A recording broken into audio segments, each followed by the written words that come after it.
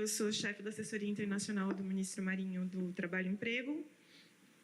Esse ano, por conta da presidência brasileira dos BRICS, a gente está coordenando o grupo de trabalho sobre emprego do BRICS, debaixo daquele princípio guia, de fortalecer a cooperação no sul global para uma governança mais inclusiva e sustentável, que é o lema da presidência brasileira. No grupo de trabalho sobre emprego, a gente está tratando do impacto da inteligência artificial no mundo do trabalho e das mudanças climáticas e uma transição justa para uma economia mais sustentável. Bem, essa primeira reunião que aconteceu ontem e hoje, ela focou na primeira prioridade, que é a inteligência artificial e o impacto no mundo do trabalho. A gente teve 4 sessões. A primeira sessão tratou do impacto da IA, especialmente a IA generativa, no mercado de trabalho. A segunda sessão tratou da transformação digital como um meio para a promoção de novos setores econômicos e como potencial para gerar novas oportunidades de emprego. A sessão 3 tratou do desenvolvimento de políticas de proteção social para apoiar os trabalhadores que venham a perder emprego por conta dessa nova tecnologia, especialmente trabalhadores mais velhos, mulheres e grupos vulneráveis. E a quarta sessão, ela tratou do encorajamento da adoção de uma cultura de aprendizado continuado para que os trabalhadores sempre possam atualizar suas habilidades. Então, assim, acho que um balanço geral que eu faço dessa reunião, eu estava conversando com os colegas da assessoria, a gente percebeu que a qualidade das contribuições de todos os países, inclusive dos organismos internacionais especialistas que fizeram apresentações de pesquisas, estava muito boa. A qualidade dos países, dos novos membros que acabaram de chegar e o interesse em cooperação internacional com todos os países também foi muito bom. Nós ficamos muito impressionados assim, com a qualidade das contribuições e com a busca que todo mundo está tendo em cooperar nessa área específica de inteligência artificial. E como todos os países, ainda que muito diferentes, nós temos países que são diferentes, mas como a gente se encontra em termos de preocupação sobre como proteger os trabalhadores diante das mudanças, sobre como a ética e a inteligência artificial.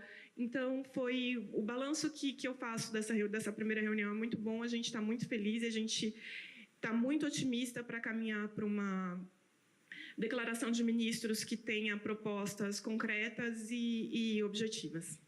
Obrigada. Nós temos representantes da imprensa aqui. Coordenadora Natália tem interesse em fazer perguntas, por favor. Faz uma pergunta por vez, como que tem primeiro, eu queria saber como que a gente teve, no fim do ano passado, o Senado aprovando a regulamentação de IA aqui no Brasil, como que isso dialoga com as discussões que vocês estão tendo com os outros países, em termos das contribuições e quais pontos que vocês identificam como possível desafio em termos, vocês buscam, como, por exemplo, no caso do G20, consensos, qual que é o objetivo e como que isso vai ser trabalhado ao longo das sessões? Se puder falar um pouco de cronograma para frente, por favor. Tá, muito bem. Sobre a regulação da IA, eu percebi que todos os países estão, de alguma forma, pensando em regulação de IA. Mas, ao mesmo tempo, se fala muito de uma regulação que ela seja mais internacional, para que a governança seja feita com mais qualidade. Uma coisa que eu percebi desse grupo de países é assim, não existe medo da inteligência artificial. Todo mundo está de acordo que não é um bicho de 7 cabeças, não é um monstro, que é uma coisa que a gente precisa abordar com conhecimento. Então, todo mundo falou muito em treinamento, em preparar as pessoas para lidar com a IA, e ética e inteligência artificial. Então, eu percebi que está todo mundo muito na mesma página, ainda que a gente esteja falando de países muito diferentes. Sobre o cronograma, vai ser mais ou menos parecido com o que foi com o G20, vai ser um pouco mais curto, né? A gente deve ter nossa reunião de ministros no final de abril, uma reunião técnica presencial e uma reunião de ministros no final de abril, e mais algumas reuniões virtuais, que vão ser todas aqui no CERPO também. Mas em termos de agenda, como eu disse antes, né, eu estou muito otimista com o nível do trabalho. Eu acho que eu não percebo problemas com consenso nesse grupo, pelo menos na discussão de inteligência artificial. Quando a gente tiver discussão sobre transição justa e economia sustentável, como a gente está falando ali com países que são produtores de petróleo, talvez exista alguma divergência, mas no que tange à inteligência artificial, me pareceu muito claro que todo mundo tem as mesmas preocupações e está tentando buscar soluções que sejam conjuntas. Por favor, Natália. O Brasil vai propor alguma agenda, medidas mais concretas, ou dentro desses temas, né, que foram debatidos, tem algumas metas, enfim, como que o Brasil está concebendo, né, esse trabalho? Olha, a gente quer fazer uma declaração que seja bem voltada para políticas concretas, e eu percebi na reunião ontem e hoje que pode sair alguma colaboração, alguma espécie de cooperação entre os países nessa questão da inteligência artificial. Isso seria muito importante, acho que do ponto de vista... Quanto mais países estiverem interessados em proteger o trabalhador, em educar o trabalhador, mais a gente consegue ter controle do que está acontecendo na economia no geral, né? Então, assim, aí as empresas não podem ficar migrando de lá para cá, porque aqui tem políticas que são menos restritivas, né? Então, se um grupo como esse concorda com um determinado conjunto de parâmetros, a possibilidade de proteger mais trabalhadores de mais países do mundo. Mais alguma antes de passar? Desculpa, se quiser fazer voltar. Em relação a esses parâmetros, consegue dar um exemplo de um parâmetro que seria do interesse do Brasil, que seja adiantado? E fazer mais uma e depois passo para frente. Com relação aos Estados Unidos, né? Acho que pensando principalmente em inteligência artificial, a eleição do Trump, como que isso entra na discussão de vocês? Foi tema? Ou como que isso pode afetar? Se há uma preocupação do lado do Brasil de que isso afete as discussões desse grupo? Tá bom. Sobre parâmetro... Por exemplo, eu vi vários países dizendo a importância da educação dos trabalhadores, da educação dos jovens e da educação dos trabalhadores mais velhos, que tendem a ter um pouco mais de resistência à tecnologia, por exemplo. Todos os países falaram disso. Então, se a gente for falar de educação ao longo da vida para trabalhadores, e isso for uma política comum entre todos esses países, seria maravilhoso, né? Pô, eu que trabalho com direito do trabalho, eu acharia isso incrível, né? Então, é um dos pontos que me chamou a atenção. Outra coisa que me chamou a atenção também é, por exemplo, incentivar meninas e mulheres a perseguir carreiras em ciência, tecnologia, engenharia e matemática, que também são políticas que, se a gente conseguisse implementar nesse bloco de países, seria incrível, né? Então, assim, tem alguns exemplos que são bem bacanas e que eu acho que seria interessante. Sobre os Estados Unidos e o novo contexto global. Assim, aqui no Brasil, o governo do presidente Lula sempre entendeu que o BRICS é um agrupamento de países muito importante.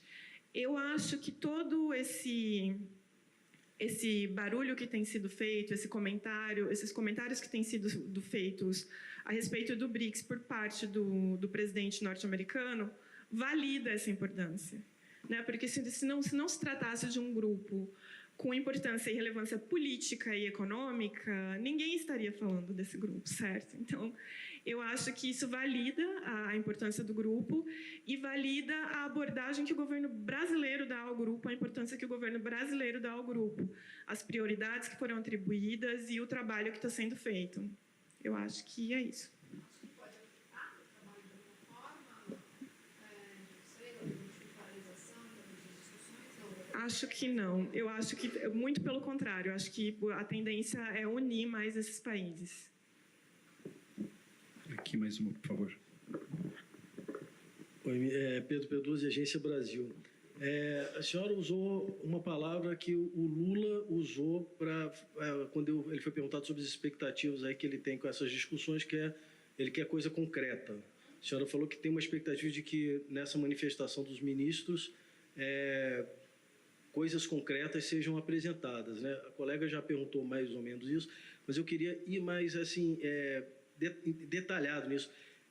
O que se espera em termos concretos aí que vai ser apresentado e qual vai ser a ferramenta utilizada para transformar essa ideia, esse horizonte que eu imagino que está sendo apresentado, que é um horizonte, né, uma carta de intenções, né, para transformar isso em algo concreto. Quer dizer, vão ser memorandos, vão ser documentos, que tipo de documento vai ser apresentado e como que o que vai ser feito no sentido de garantir que isso que vai estar no documento vai ser cumprido pelos países? Bom, primeiro que o tipo de documento usado para afirmar a cooperação entre os países, ele pode variar muito e grandemente de acordo com o tipo de cooperação que se busca. É um documento diferente quando a gente está falando de cooperação que envolve troca de recursos financeiros. É outro tipo de documento quando a gente está falando de uma cooperação que envolve simplesmente troca de informações, né? Então, isso varia. Eu entendo que sim, que vai haver um resultado concreto dessas reuniões e dessa declaração, porque nesses 2 dias de reunião eu percebi que todos, inclusive hoje todos os países falaram de cooperação, de união dos países do BRICS para tratar do tema de inteligência artificial. Virtualmente todos falaram disso. E então hoje a gente até trouxe uma especialista da OIT de parcerias que trata da cooperação Sul-Sul para falar um pouquinho para a gente como a cooperação Sul-Sul funciona, quais são, né, os tipos de instrumento que podem ser firmados. Ela falou por 5 minutos hoje na reunião, de tanto que isso foi falado ontem. Então, assim, existindo vontade e interesse dos países, eu acho que os horizontes são muito amplos, né? Os acordos entre os países, eles tratam, pelo menos os que a gente tem no âmbito do Ministério do Trabalho, eles podem tratar de migração de trabalhadores, que é o que, né, que eles podem tratar da previdência social de trabalhadores. São coisas muito da troca de conhecimentos. Vai depender muito do que os países querem fazer. Mas, assim, de cara, eu percebo que troca de conhecimentos vai ser um dos temas principais e talvez também doação de tecnologia, pelo que a colega do Irã falou hoje. Então, assim, mas você perceba, né, são 2 dias de reunião, né, não dá para bater assim, de maneira categórica qual vai ser o instrumento e qual vai ser o tema desse instrumento. Por exemplo, nós tivemos um presidente que o Brasil ia ter uma cópia e ele abriu mão, não quis fazer. Havendo uma mudança de governo aqui, quer dizer, existe alguma forma de garantir que alguma desses compromissos vão ter sequência? Olha, infelizmente, eu diria que não, porque os países têm a liberdade de sair como, por exemplo, o Trump saiu do Acordo de Paris, né? A não ser que seja uma coisa que seja internalizado pela legislação, como é o caso das convenções do OIT, como é o caso dos acordos de previdência social, que são internalizados pela legislação, aí não tem como você fugir sem alterar a legislação. As convenções da OIT, da Organização Internacional do Trabalho, que nós aderimos, que foram internalizados pelo Brasil, têm força de lei. Os acordos internacionais de previdência social têm força de lei. Acordos como o Acordo de Paris, infelizmente, existe uma facilidade maior do país se retirar desses acordos. Existe alguma possibilidade de nesse documento final, haver essa sugestão de internacionalização da legislação? Olha, talvez, mas assim, esse é um grupo de ministérios do trabalho, né? A gente, talvez, não sei se a gente vai chegar tão longe, né? Mas existe intenção. Sim, o máximo de possibilidade de cooperação que proteja trabalhadores e trabalhadoras no mundo, a gente vai tentar, a gente vai aproveitar e tentar propor, claro. Era isso? Perfeito.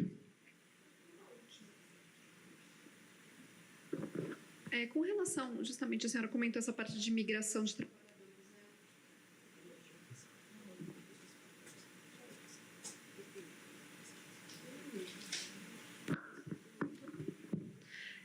Com relação à migração de trabalhadores, queria saber o que foi discutido exatamente com relação a isso nesses 2 dias, se vocês aprofundaram esse tema. Olha, alguns países apresentaram... A gente estava falando de inteligência artificial, e, como eu disse, muitos países falaram dos programas educacionais que tem para os trabalhadores. O que foi dito por alguns países, e eu me lembro, Egito ter dito, e acho que Irã também falou, sobre como os trabalhadores migrantes e refugiados têm direito também a acessar o sistema educacional para o trabalho. Chegou nesse ponto. Assim, não, tem que levar em consideração que a gente está falando de inteligência artificial e impacto no mundo do trabalho, né? Então, assim, a gente não falou tanto de refugiados nem de migração de trabalhadores. Perfeito, coordenadora. Muito obrigado pela sua atenção.